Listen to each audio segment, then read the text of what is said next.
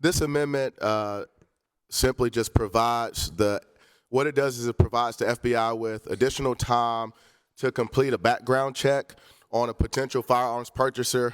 Currently, the way the law is under the Brady Act, if a person is purchasing a weapon and they do a background check, 90% of the time, the background checks come through immediately. However, there are those times where there's a delay, and under current federal law, if that background check does not come back within 3 days, that person is still allowed to sell the firearm.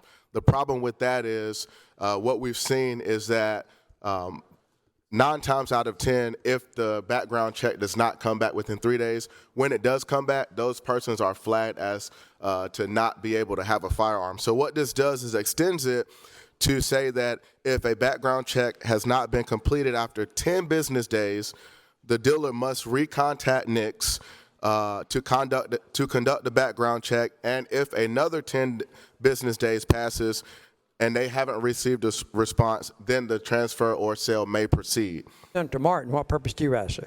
To respectfully make a point of order. State your point.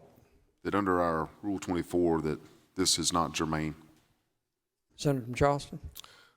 Yes, Mr. President. I believe this is germane. This is dealing with the currently there are background checks given under federal law.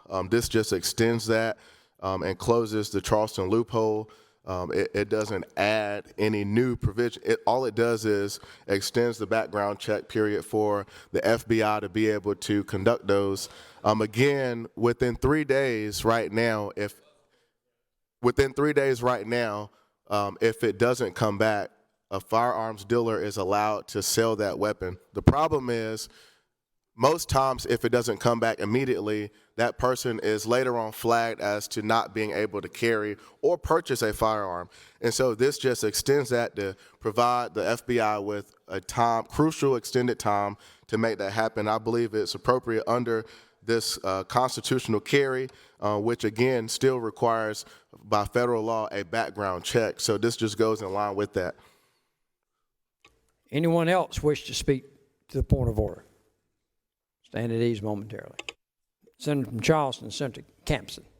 For question. I'm not going to address the point of order, but it's my understanding that after the 3 days, the background check process stops at the federal level. That's what the FBI's done. I think that was I think the senator from Darlington knows that. He was involved in the litigation over the Emanuel 9.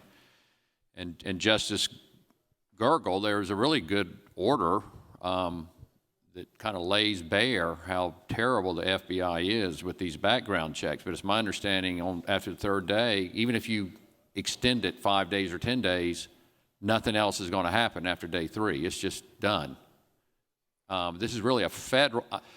That's my understanding. Do you have a different understanding? Because that is my understanding with regards to these background checks.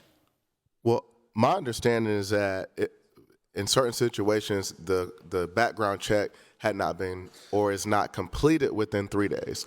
If under current law, if it's not completed within 3 days, the sale can proceed. I'm not talking about that. I'm talking about the FBI's Senators, negligence, really, because they just stop any kind of checking after 3 days is over. I think that's what came out in the evidence. Senators to suspend. I'm prepared to rule on the point of order. That point of order is sustained.